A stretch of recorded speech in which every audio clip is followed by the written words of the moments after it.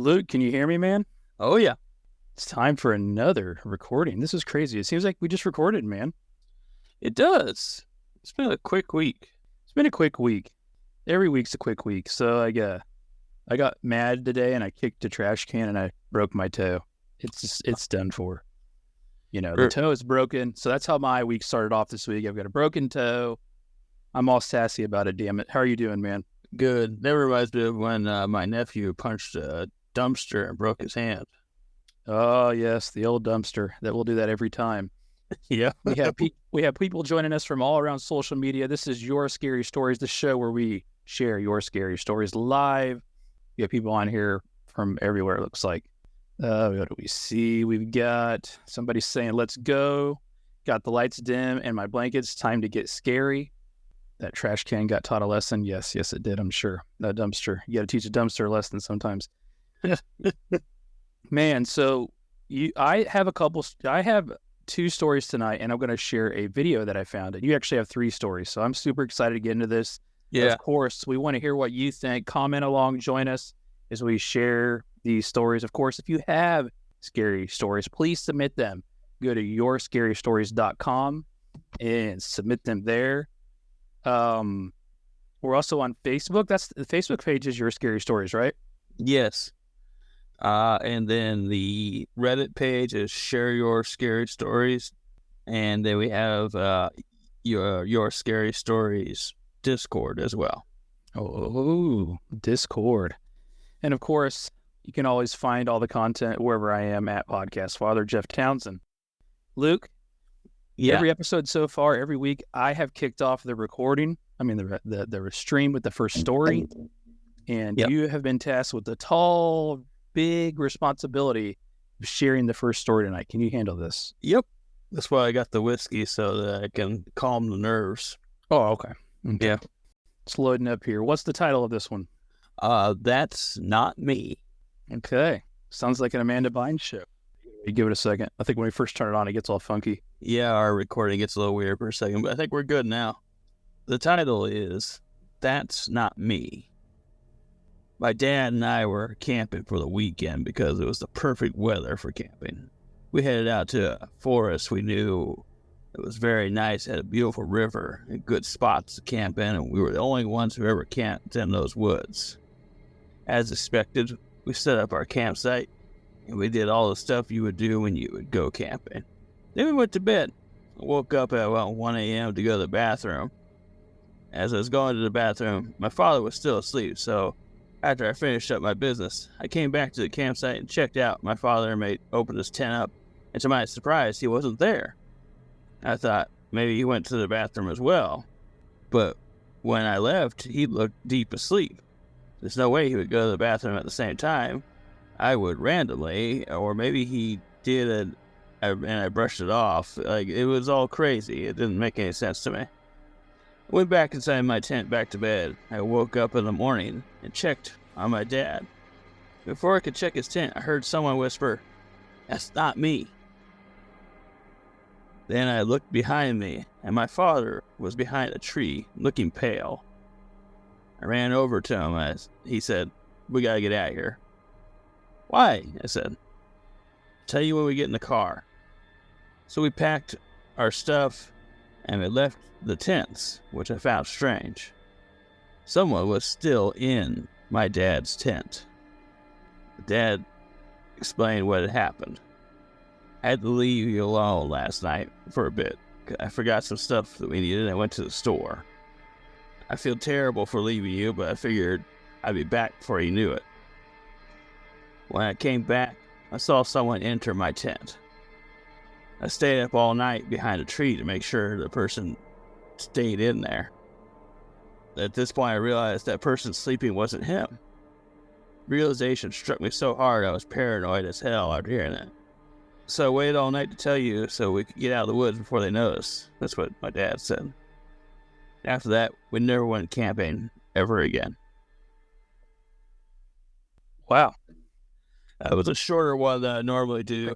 And when I read it, though, I was like, wow. Two things. One, that's scary as hell.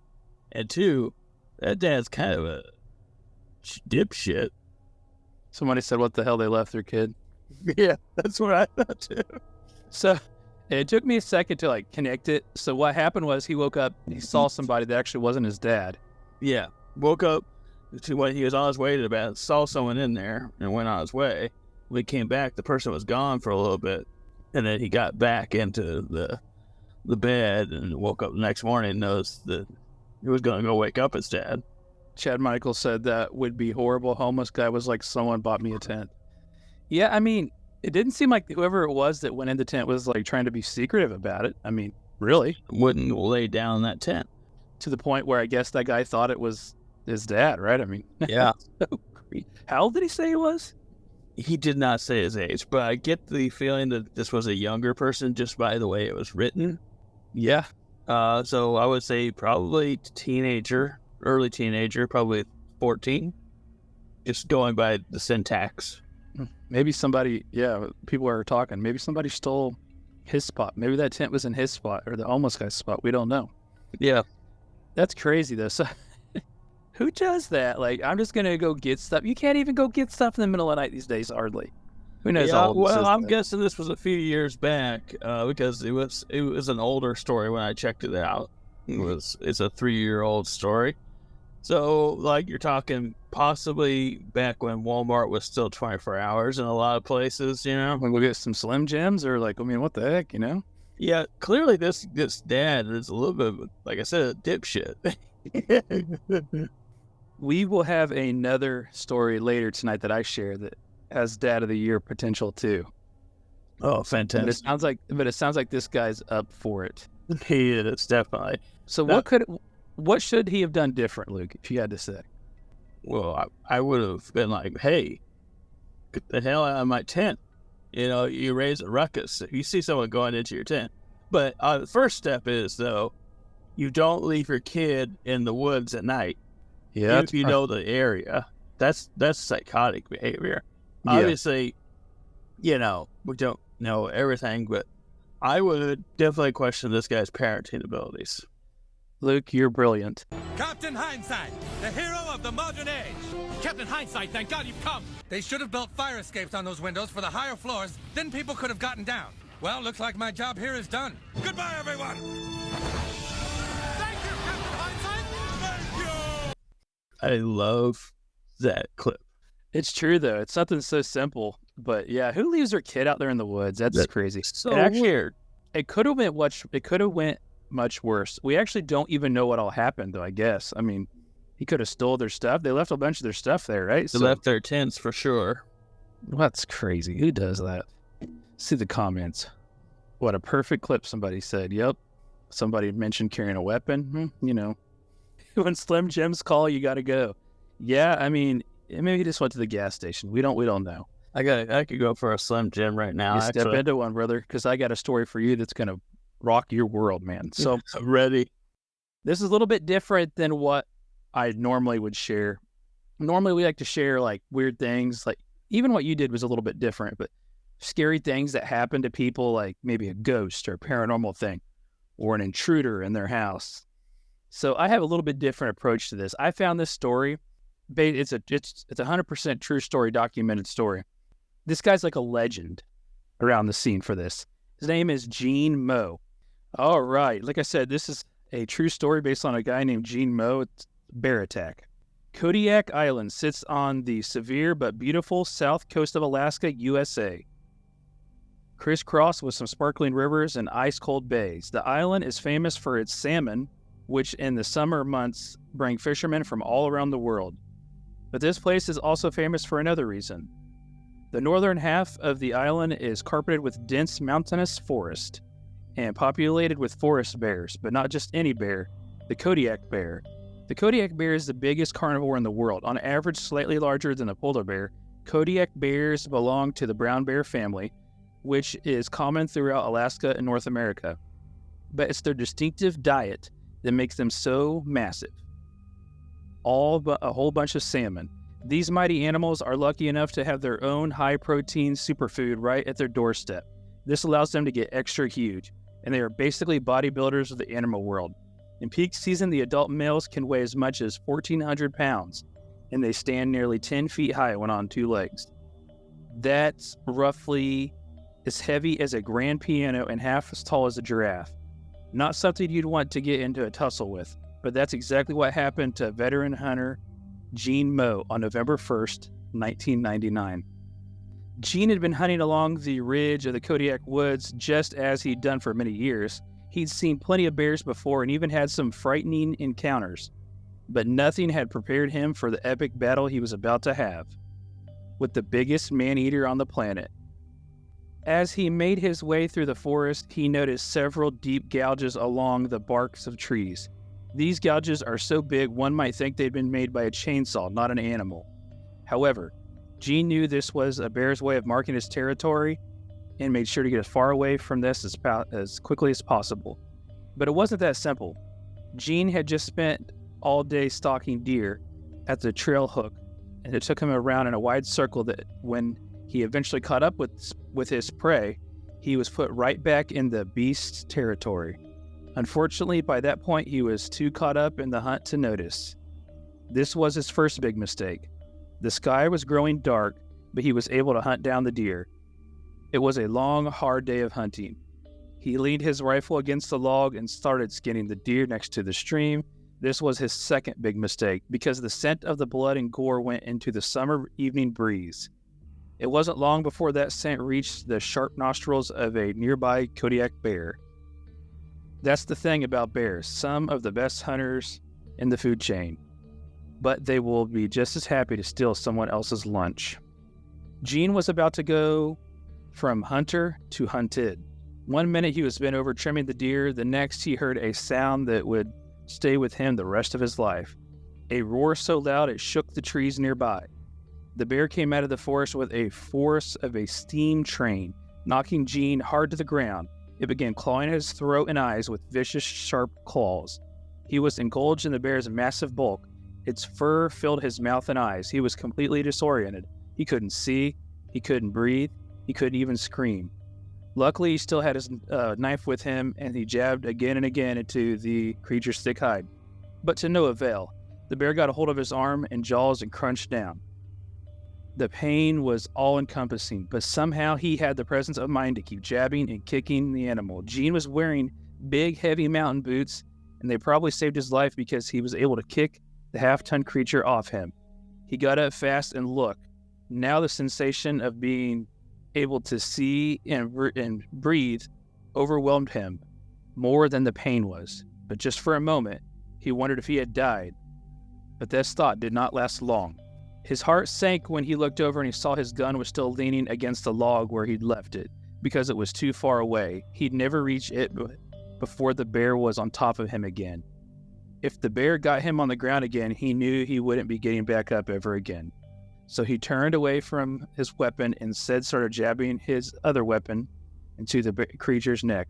But the muscles of the bear's neck were too thick. They were like tree roots, and he only managed to get gashes. The blood was spilling onto the moss. The massive bear lunged at Gene with all his might. Again, Gene was lucky.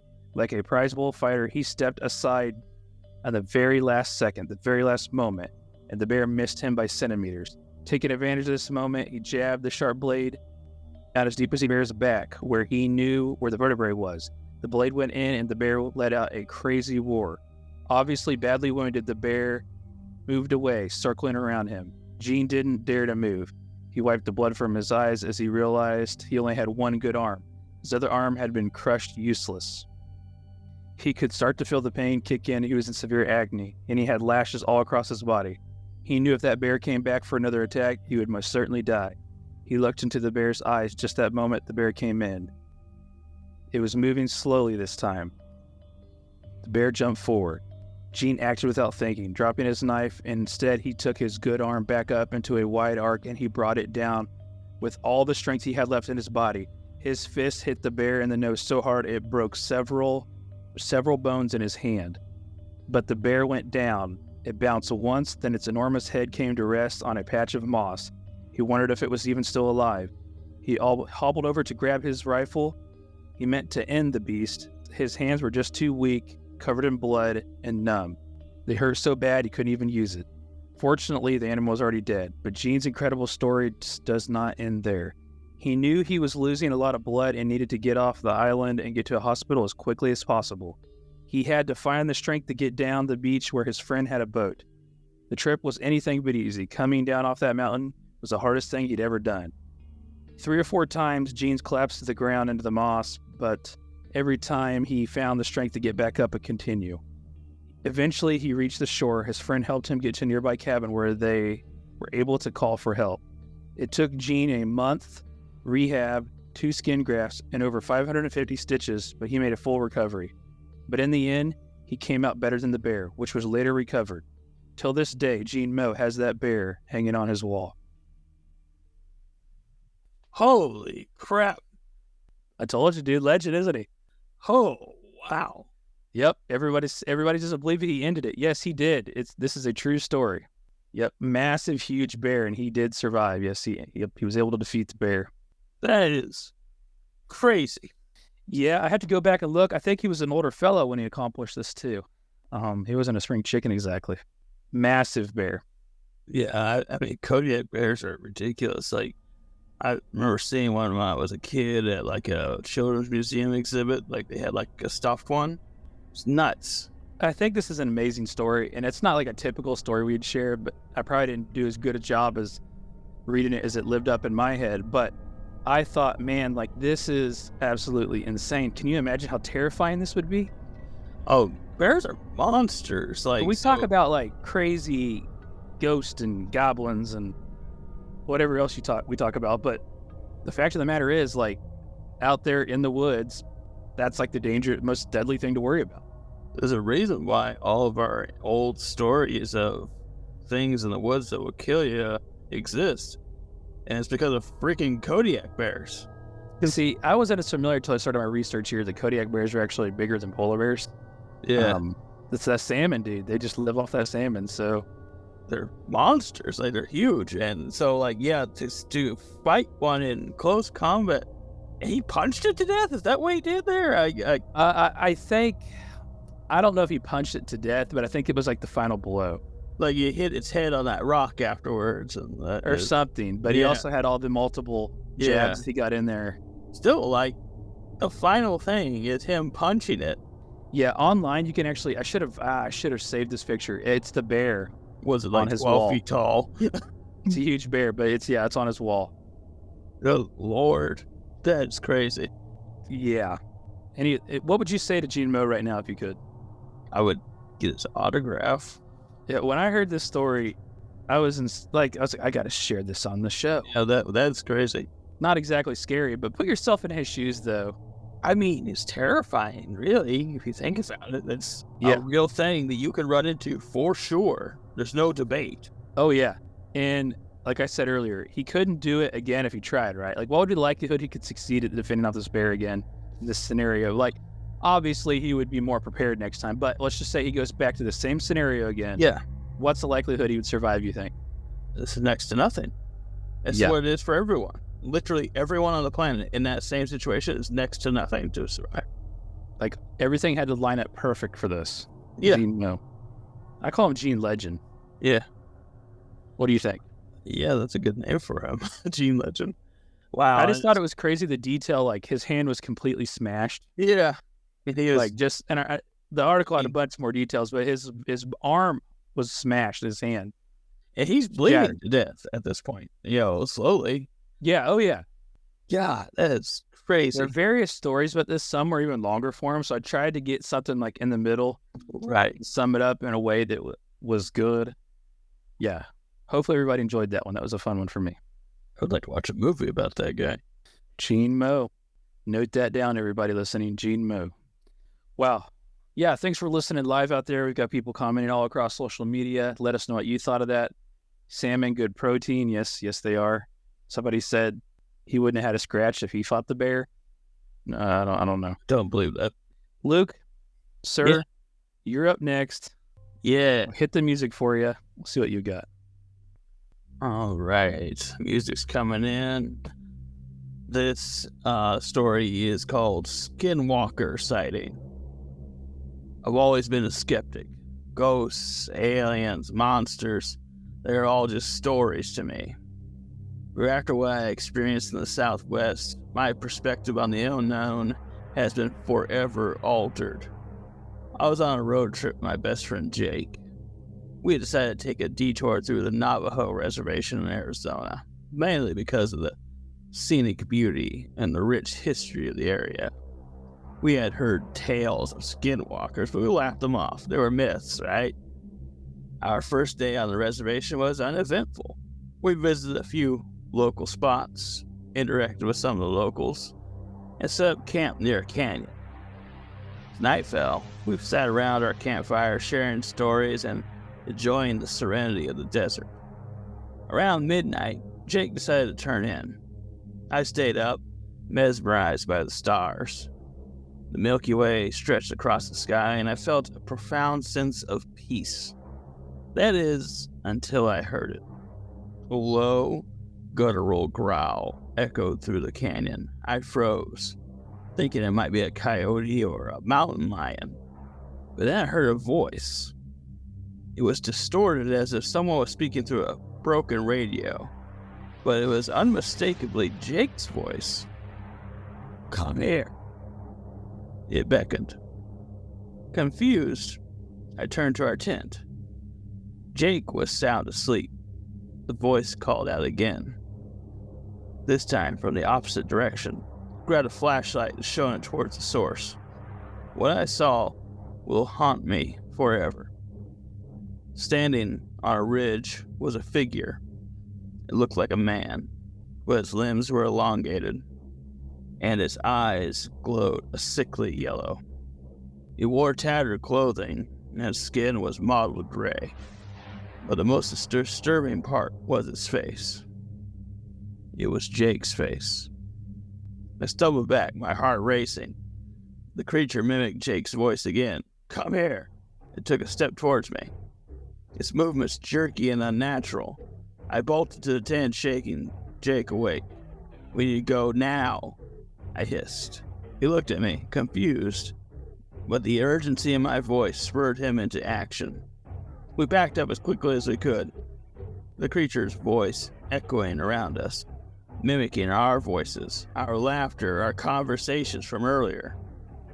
We sped away in our car. I glanced in the rearview mirror.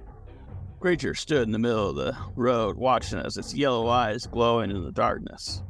We didn't stop driving until we reached the nearest town. We checked into a motel, and I spent the night researching skinwalkers.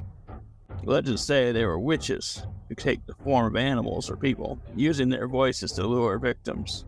I don't know what we encountered that night, but I do know one thing. Some stories are real. The Southwest is beautiful, but it holds secrets that are beyond comprehension. I'll never set foot on that reservation again.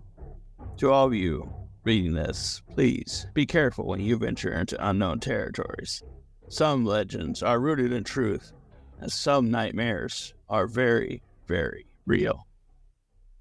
Oh, so yeah, it reminded me of Fallout. Hey, smooth skin. You know, I'm talking about New Vegas. Yeah, the ghouls. Yeah, I don't remember his name. You're like, I think he could be your companion, but he always called you smooth skin. Yeah. That's terrifying, though. So I'm not really familiar with these kind of stories, Skinwalker. It's actually the first one I've really heard of. I am very familiar with Skinwalker stories. I read a lot of them. They're almost all identical, like similar story. And the Navajo very much believed in them. They always mimic people? Like, what the hell was he doing? Yes, they would mimic people, or they mimic animals, like a dingo, or not dingo, a coyote, or some other wild dog. And then, but yes, they would take the form of people, and they would call out in the night, trying to call you out there to go visit them. And then, if you went out there, chances are you would be killed. Tell me more about the Skinwalkers if I'm not familiar. You said witch? Legend has it? Yes, a witch. They would, or a tribe of witches of some sort. Or some people describe them as not even like humans, so it's hard to call them witches. They practice an old magic. They are able to take the form of other people and things. The question of whether or not they're true, or whether they exist, that's one thing, but I will say that they are very much believed in by the Native Americans in the area. This is not something that they talk about like to fool like tourists. This is something they very much believe in, and they are very much afraid of. He didn't seem very confrontational, though, in this instance. So they got to get you to come to them. That's the only thing I've ever heard that's like across all the stories. They want you to come to them, and then they'll catch you. Then that's why you say, come here, here, I have some candy. Yeah, basically, yeah.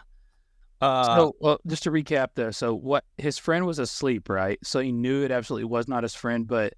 Yes, he was asleep, and he could hear what was like a distorted version of his friend's voice from across the campsite.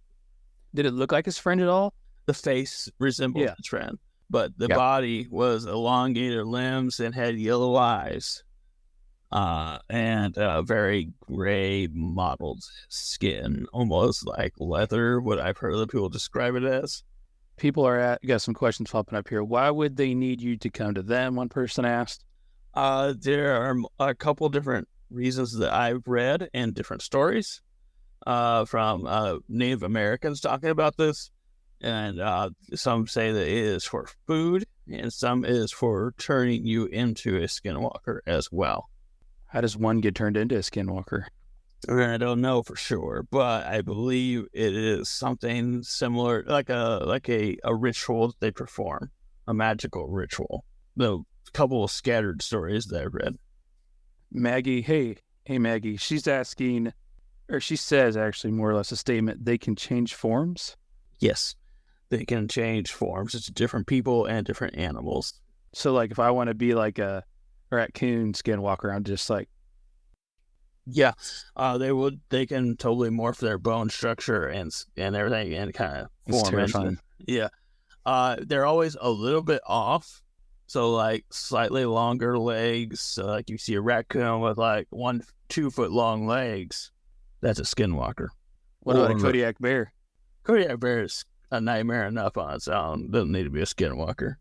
I'm curious. We'll have to talk more about the skinwalkers one day. I'm really intrigued. I've got a couple saved for another night. You just act like you pushed up your glasses. Like scratching the side. Oh, okay. I thought you were just like...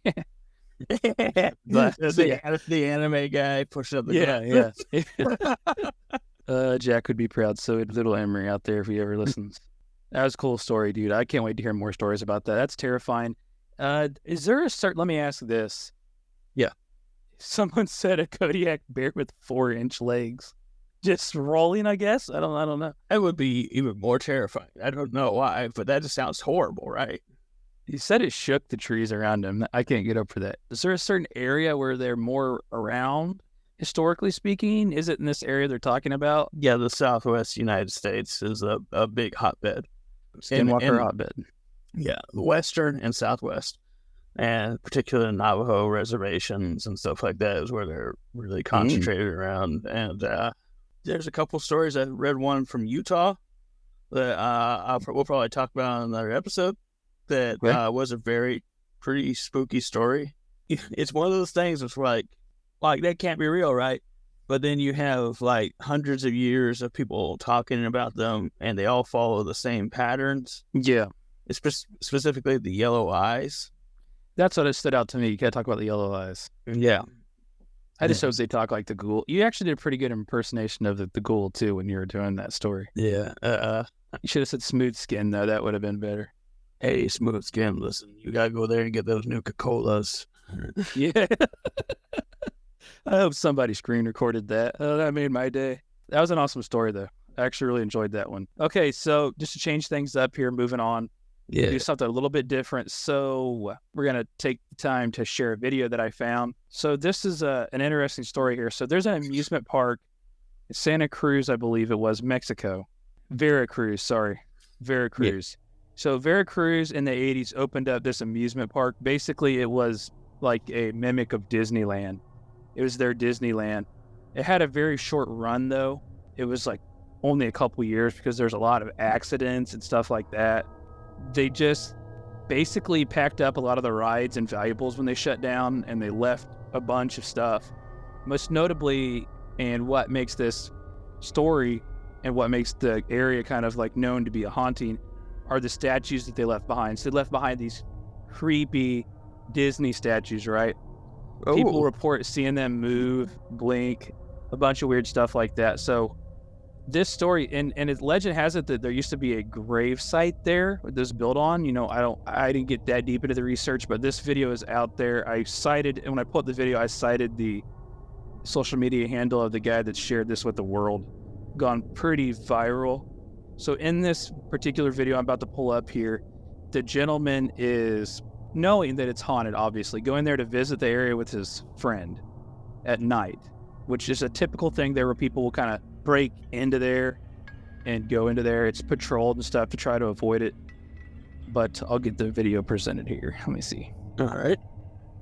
So, yeah, this is what it looks like in modern time now. Oh, it's a past footage of it, but these creepy statues are everywhere, all around the amusement park. People report weird things like the swings moving when there's no wind. Again, people are always filming these statues. This is the one right here. Snow White's the creepiest. So I'll pause this. So this is Alan Mora 08. I give us credit to him. They are about to see something in the distance, and what they originally think, Luke, and I'll let it play out from here. They think they have been caught by the police or like the security guard of the area.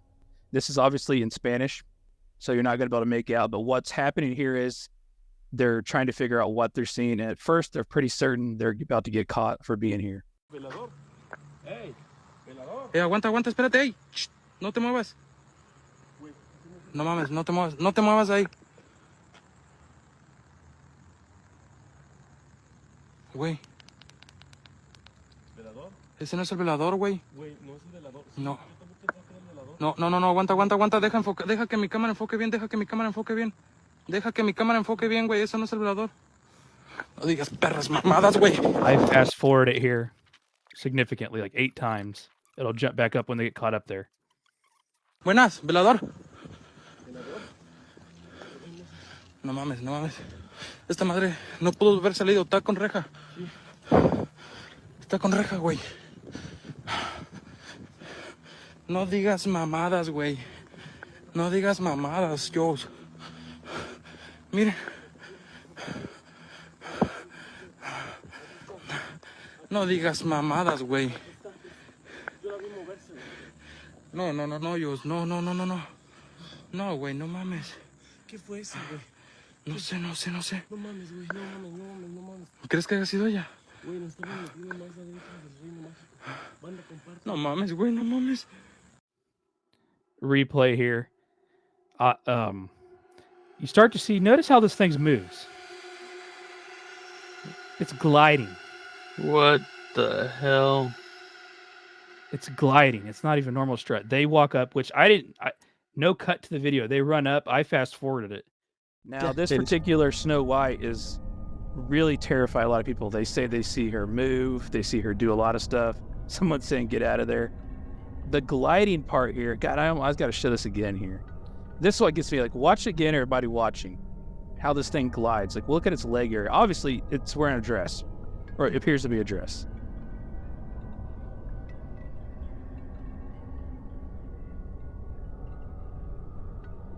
Yeah, there's no stride. It maintains a shape the whole time. It's like the same.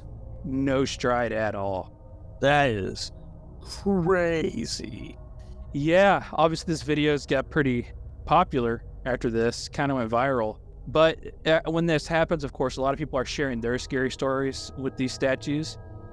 There's a bunch of different clips and stuff up there of the Snow White moving. This is by far the most damning evidence of a haunting. When they first show it, you know, like in that video, and it's like way in the distance, and you're not 100% certain what it is. It kind of looks like, not to cut you off, before they zoom in, it kind of does look like a security jacket, like a yellow security jacket. Yeah, because that's what they're saying when they're conversing. Because it's like a yellow dress on that thing, yellowish dress, right? And so, like, you know, you don't know what it is at first, but then when they zoom in and everything, you get a good look at it in the video. It'd be hard pressed for them to see it as anything but like another person, right? Right. What he's saying is focus. He's telling his camera to focus on his phone. So he's actually trying to hold his phone up to see further too. He's not able to actually see it that great either. Obviously, you wouldn't assume that, but looking at it with, you know, the ability to really study it like we can. Yeah, that's terrifying. There were some nooks and crannies once they ran up there, but no definitive way to get away besides kind of the back of the area that it came. You know what I mean? Yeah. That's really creepy. I would like to go there. Someone says they'd give up ghost hunting immediately. Street light screwed up the focus. Yeah, for sure. Definitely doesn't seem to be like the most high-end camera. I think it was further than you thought, because when I fast-forwarded that thing, he was running up there for a while. He was gassed. That seemed like almost a football field's worth of distance they traveled. Yeah, and the fact that this thing moves all around the park is crazy, too. Like, there's pictures of this thing everywhere, and it's heavy. Yeah, I imagine so. It looks like it's made of, like, some sort of something. I don't know. Concrete, yeah, it's stone something, yeah. Or I don't know, actually, but it's not fairly easy to move around either. Yeah, a bunch of stuff out there about this Snow White. I knew she was evil, damn it. I knew it all along. Luke, you've got one more story tonight. I do. I'm going to cue that music, and this is the big one. You haven't really told me what it is, but this is the one I know that you're proud of. I can see the look on your face. So, this one is called The Dog. This is from a trucker. She was been doing this for a very short period of time. At this point, just a few months. She shared a few of her stories from her exploits at night. When I first took this job to be a over-the-road trucker, I thought it'd be really exciting. I thought I'd get to travel the country and see the sights and come home with stories to tell my friends and family. I was right. The job is exciting, but I soon found that I'm better off not sharing these stories with anyone close to me. Not because I don't trust them, because I'm worried they wouldn't believe me. Let me back up. My name is Brittany. I'm 22 years old. I've been driving with a rather large company for a few months now. I won't name the company due to obvious reasons. Ever since my training ended and I got my own truck to start solo, I've seen some pretty weird stuff. When you're driving the loneliest road in America, and yes, that's its real name, in the middle of nowhere, Nevada, things can start to get to you. I suppose it was only a matter of time before I saw something out in the desert at nearly midnight. I still had another hour to the nearest truck stop, and blasting the freezing cold air against my face was all I could do to keep myself from dozing off at the wheel. Irresponsible, I know, but until you work this job, you don't understand how much lax comes with it. I was driving this highway in the desert, in the pitch blackness of a cold summer night, when suddenly something runs out in the road in front of me. Before I can even react, it's gone across the other side into the bushes. I barely get a good look at it, but I could have sworn it looked like a large white dog. Faster than any dog I've ever seen. Try to ignore it and keep driving. I see animals crossing the road at night all the time. It didn't seem like anything to get worked up about. Not even a minute later, I feel my truck lurch to the left and into the other lane. I quickly try to swerve and correct it and easily step on the brakes so I don't wreck it. It'd be easy to jackknife an 80,000-pound death machine. I slow it down and regain control. I look for the nearest pullover spot so I can see what the hell just hit my rig and see if there's any damage. Once I find the spot and turn off, I hit my brakes and hop out. I walk around to the other side and see a large dent in the side of my trailer. What the hell? I said to myself. As I walk over to inspect the side of the trailer. It's a huge dent, 5 feet wide and 5 feet tall. No real shape to it, just a general dent. I can't imagine what could have hit me. The first thought was maybe a boulder rolled down the side of the hill and smashed into me. But I didn't think I was driving next to any hills or mountains that could have done that. As far as I knew, it was flat desert. I hear the sound of dirt crunching under footfall behind me, and I turn around. My breath catches in my throat and my stomach drops as I see something standing not 50 feet away from me. It's large, menacing, and white. Can't even find the words to describe what I saw. It looks like a large dog, but that's a stretch. It stood on 2 short legs, with long forearms reaching down past its knees. Its shoulders were broad and heaving as it just ran a marathon. Its head was mostly shaped like a wolf. with a large snout filled with razor-sharp teeth bared in a snarl, saliva dripping from its maw. Its eyes bore right through me, filled with hatred or hunger or something I couldn't tell. Couldn't move, was frozen in place. This creature stood between me and my only salvation, the truck. We stared at one another, and I broke the silence, and I called it ugly. It snarled at me, and then very unexpectedly it turned and walked slowly away using all four of its limbs, and receded into the bushes and into the night. I stood there for what felt like several minutes, but it was probably just a few seconds, wondering if it would jump out and feed on me at any moment. It never came back. I ran into the front of my truck and jumped inside. Locked the door quickly and floored it as fast as you can for an 18-wheeler, which is not at all. Soon I was back on the highway and barreling down as if my life depended on it. For a while, it felt like it did. Within a half an hour, I found myself at the truck stop and shut down for the night. Sleep was difficult. I was certain every noise I heard was that damn creature returning. Luckily, the night went on without another incident. I have more stories to tell, but this is getting long, so I think I'll stop here. Remember, guys, be careful out there on the road. You never know what else is out there with you. You seen the white dog, didn't you? Yeah. That's crazy. So this thing's powerful enough to dent the trailer. Yeah, we're back in the Southwest again, right? No, back in the Southwest again. Let's note that. So someone commented on this, and they said that it sounds like something that they had heard a skinwalker being able to do before. No. And like, so she described it as like on its hind legs and with really long forearms that went down real far, which once again kind of leads into the skinwalker. Now, this person doesn't know it's a skinwalker, didn't mention that it was, so I didn't really think it was 100% related, but the person who commented on this story did say that they thought it sounded like one. People are asking what was the noise like. The noise of the creature? Yeah, it's like a snarled, you said, right? She just snarled at her, yeah. Kind of like an animal. And the first thing she thought of was calling it ugly. I guess at that point you would just say where it pops into your head the first time. If you see something that you can't really explain. That sounds scary. I think of some other choice words I'd probably say, but nevertheless. I don't know. That's crazy. I wonder how close it actually was to her. I don't know. There wasn't like the greatest detailed description on that. She said 50 feet. She said 50 feet? Okay. Yeah. That's actually pretty close still, but still far enough away where you wouldn't get like a perfect view, I guess, of everything at night, right? Driving in the middle of nowhere. It was midnight. Sometimes when I'm driving down the road at night, I often you look off to the side, you're like, did I see something out there? Yeah. But just, it's crazy because it actually did happen.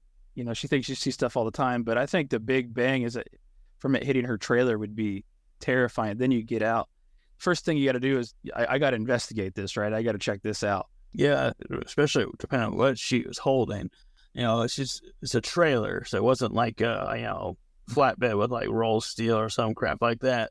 So you think she's hauling dog food? Possibly. She never mentioned. That's crazy though. So you get out, you have to check out your truck, right? Yeah. And then you come across that. People were saying in the comment in the chat during this, get back in the truck. But I like how she also brought up that it's not like you could just jump in a semi and take off like a car, right? Yeah, it's like something that takes a second to get going. Yeah, you got to power that thing up. You got to go through all that stuff. That's a pretty cool story. All white, she said, right? Yeah, all white. So not the black dog. It was standing on its two legs. As it was looking at her, she came face to face with it 50 yards away. Yeah, and then when it went away, it got on all four again. It's just so weird that it like runs into her vehicle, a trailer, and it just makes its presence known, and then it just walks away into the night. Yeah. Things out there that might have a different idea of what to do, you know? Yeah, you seen the white dog, didn't you? Somebody say. I think we got to watch the video now. Yeah. You saw the dog, didn't you? What dog? The black dog. You mean like the Led Zeppelin song? No, Cruz knows what I'm talking about, don't you? I've heard truckers talk about it on the yard. They say it comes when you've been on the road too long and pushing too hard. When you get greedy. They say it comes to take everything away from you. And it did. I was, hauling a load up from Atlanta on my 6th straight Georgia run. It was my daughter's birthday, and I thought I could make it home in time. I was on this long, dark stretch of I-75 with nothing to look at but the white line when I saw it. He was in the middle of the road, coming straight at me with his teeth bared, red eyes staring. So I swerved to miss him.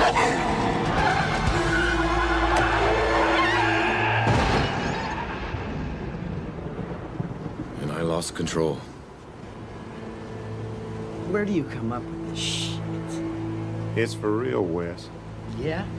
And I bet you've seen UFOs and aliens with big eyes. No.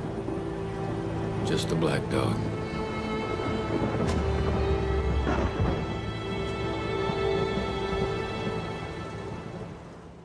Randy Travis really felt it too, didn't he? He did. And I feel like every time I watch that clip, I see something I never noticed before, or hear something. And, like, I never heard the guy say, like, the Led Zeppelin song before. Like the Led Zeppelin song? And I was like, is that a Led Zeppelin song? I'm not a big Led Zeppelin fan, so I didn't know. I was looking it up while the video was playing, and I was like, oh, there is a Black Dog song by Led Zeppelin.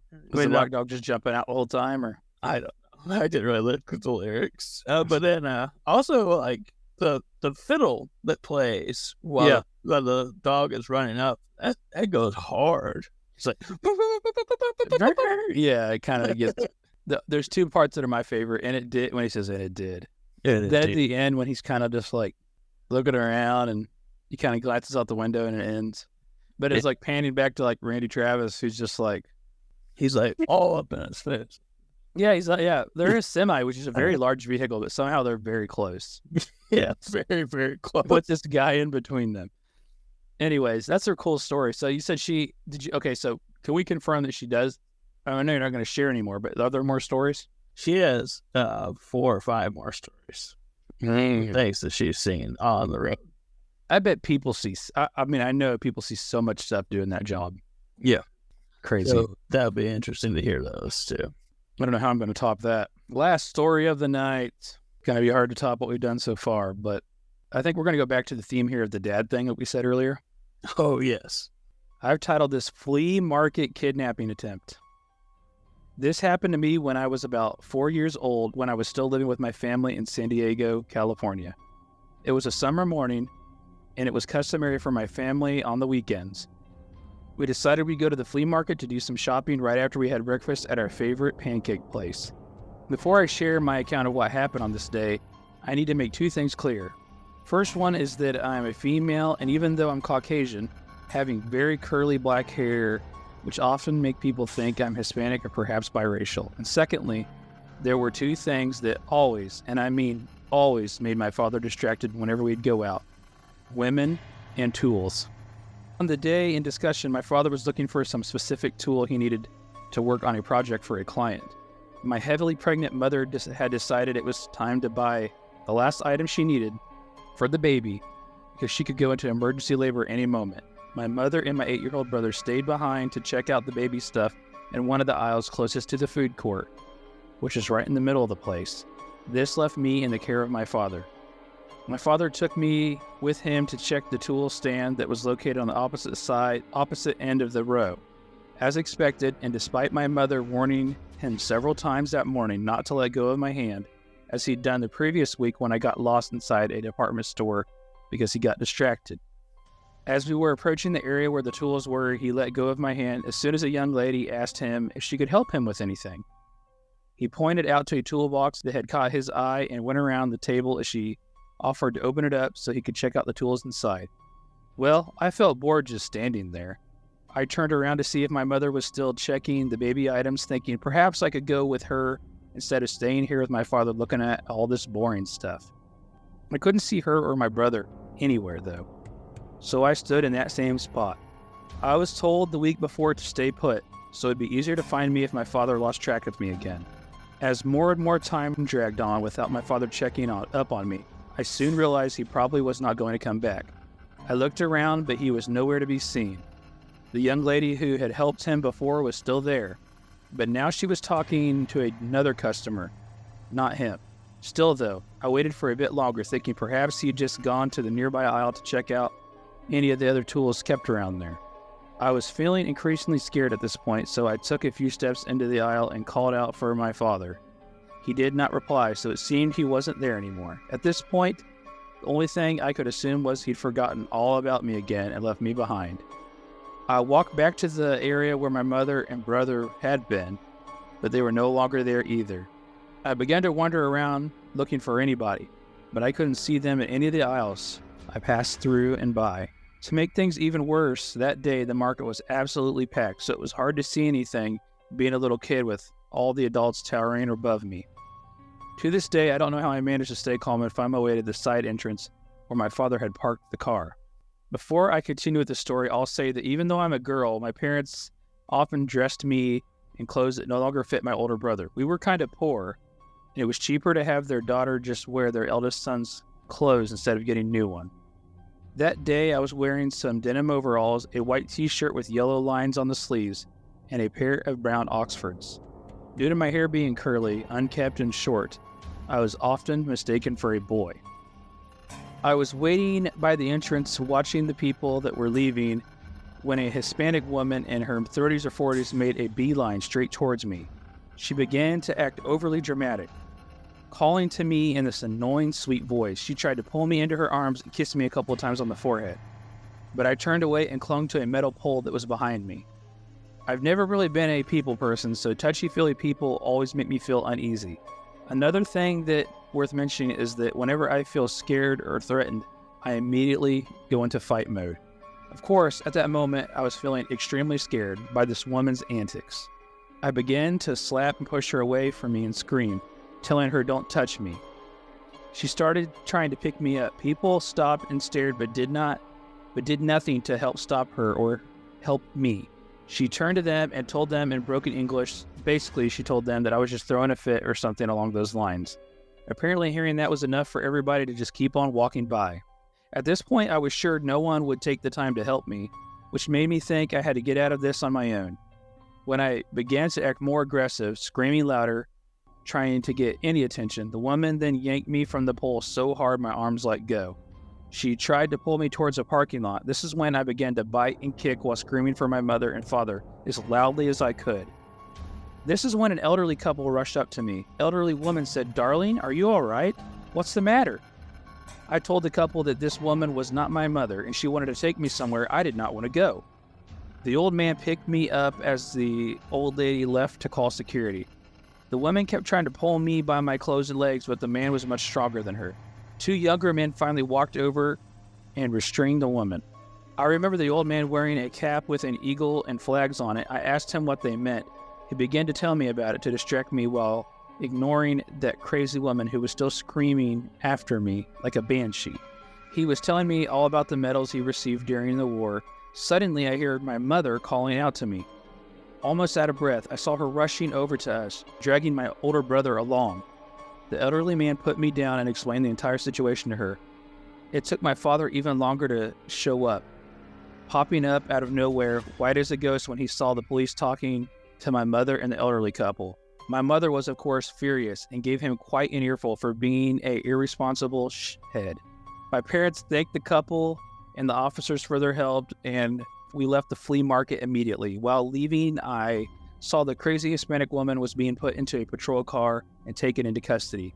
I'm not sure what happened to her after that. I later found out the elderly couple's last name was Ralph. I don't know how things would have ended if they decided to walk on by and not help me. Like you said, another Father of the Year award here. Yeah. That's so messed up. I don't know. I have like 3 daughters, right? So I'm immediately thinking like, Yeah. who does that? I mean, it can easily happen, right? But like to do it week after week, it's like, you're going to hell, dude. Please. Yeah, that's rough. And that's also like one of those really real scary things that could happen. We don't know what was going on with this person. You know, there are any number of horrible things that could be happening besides simple like dementia. We don't know. It mentioned it was a slightly older Hispanic woman. 30s or 40s. You know, the person was 4 when this happened. So, you know, I don't know what how detailed their memory is. But So she did identify the elderly couple that helped her, so I guess they weren't quite that old. The person wasn't quite that old. Yeah, it's true. Yeah, there are any number of things what could have been going on there, and all of them horrible. I'm not gonna lie. Before I realized the gravity of the situation that the story was going to be, I laughed at first when you said that it was going to be it was talking about a flea market and being abducted at a flea market, because you told us about your flea market experiences. I was like, it's a story about you. The Coy Creek place. Yeah. You talk about Coy Creek? Yeah. But then when you started reading this off, I was like, oh my God, this is terrible. This did not happen to me, no. And this guy, I'm not sure which one is worse, this one or the camping one. They're both bad. Neglectful parent. I know, is it worse to leave your kid all alone with nobody around, or to leave with a bunch of people around, I'm trying to think of how this is worded here that got me. Gosh, where is this part? I absolutely love this part here. There were two things that always, and when I mean always, made my father distracted whenever we'd go out: women and tools. That's rough. It's rough to know that at a younger age too. Those two things would distract your dad. Yeah, that's really messed up. So we've all been to flea markets, and the one that you referenced, our flea market, was outside. This seemed to be like an inside one. Yeah, we've all been to those, like the big inside area where they have different aisles and stands and stuff. So that's what I'm picturing in my head, which when you're a little kid that little with a bunch of tall adults around, I can definitely see where it would be. You'd get lost easily, especially if a parent wasn't there guiding you. But yeah, definitely. Yeah, I've been to a few indoor flea markets that are really kind of mazes unto themselves. You really won't know where you are especially if you're shorter. Yeah, so I could definitely see that being pretty terrifying. Do you think her intent was the kidnapper? I believe so, yeah.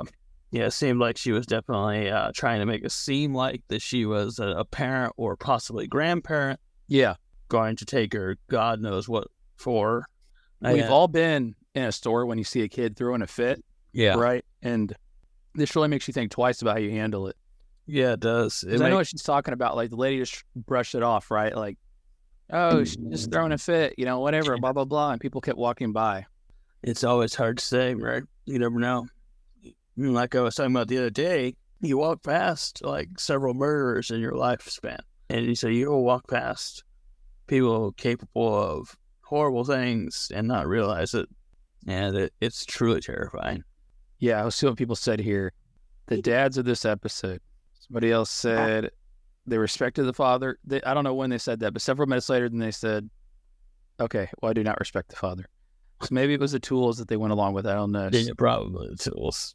Yeah, scariest thing in the world aren't ghosts or goblins, it's other humans.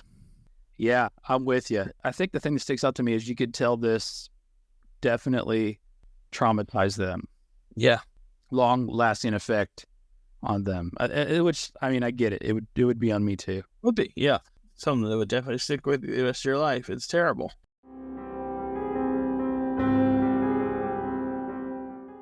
Jeff Townsend Media. CG, good night. And the question is, do I stay here? Will you be back? Are you gonna come back? Will you be back? Are you coming back? Well, okay, so we had some good stories tonight. Let's do this. We'll show a short clip. We'll come back and we'll pick what our favorite story of the night was. Sounds good. Susan Sarandon. Oh, thank God. We have to stop the ceremony. Kim Jong-il is mad. Here, let me loose. I'll show you where the theater is. All right. No, Chris, stay away from her. F you, she wants to help us. No, Chris. She's acting. I am not. The others tied me up because I wouldn't go along with their plans. Your skills are fading with age, Miss Sarandon. You shall die a peasant's death! Jesus f***ing Christ, I could have sworn she was telling the truth. That's why they call it acting. What's not the clip I was expecting? I had to change it up on you tonight. Yeah. Oh, You're man. expecting Tom Petty or something. I couldn't have that. Yeah. I love that movie, though. Yeah, it's good. He was so against Gary in that movie, wasn't he? Yeah. He hated Gary for the longest time. He finally won him over. He did have a reason. Horrible reason. He did have a terrible... Yeah, he had a very valid reason not like actors. Well, Luke, these are not acting tonight. Which one takes home the gold for you? Not even, I don't want to say scariest, just your favorite for whatever Favorite reason. story. It's got to be that Kodiak bear, man. So you're going with our boy Gene Moe. Gene Moe is like, oh, Lord. That's the story of the century. You imagine Gene Moe would have got a hold of a lady at the flea market? He would have messed her up. Yeah, if he would have been one of the elderly couple that saved the kid, that would have been crazy. Or if he would have got a hold of the skinwalker. If you could take a 1,400-pound bear, you could take a skinwalker. Yeah, you could take anything. I would put him up against almost every like major creature in horror. Yeah. If we talk about death claws a lot on here. He'd take a death claw for sure. He could take it. That's a tough one for me. It's got to be Gene Moe and the Kodiak bear, but I think the skinwalker was up there for me too. The bear takes home Gene Moe takes home the thing with the bear, but skinwalker one was definitely good. I think the reason I'm excited about that is because you have more stories we can dive into deeper on that. I'm sure I could find more like Gene Moe-like stories out there in the world, but it's got to be hard to top that. So I think skinwalker-wise, you got some longevity there. Yeah, I think so too. That was also probably would have been my second pick too, because I really like that story. Yeah, I think it's got a lot of legs. People are saying good story. See you next week. Thanks for stopping by. Gene Moe battle. Yeah. Gene took care of business. And he took care of business. Yeah. That's inspirational. I kind of want to stat Gene Moe in Dungeons and Dragons or something like that. Yeah. Evidently, fear is not a factor for you. Fear is never a factor, Joe Rogan. Fear is definitely not a factor for Gene. No, it can't be. You don't have time to be afraid when a Kodiak bear is coming after you. 1,400-pound, 10-foot tall Kodiak bear. Gene Moe, you took home the story. Jeffrey Lawler needs to announce that fight. Oh, Jerry Lawler? Yeah, Jerry that'd be Lawler. awesome, the king.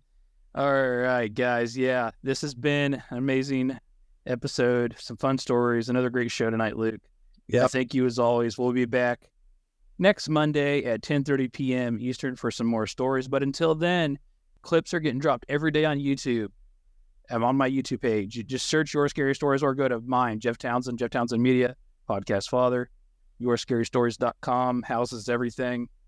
Get us some submissions. We want to share your scary stories, what happened to you. I'm really happy with the way this one went. I can't wait for next week because I got a few already queued up for next week, a couple of them anyway. You're ready? Oh, yeah. I found a bunch the past couple of days, and so like I've got some I'm really excited about reading. Well, I'm excited too, and we'll be back at it again next week. Until then, though, make sure you keep being you and keep being great.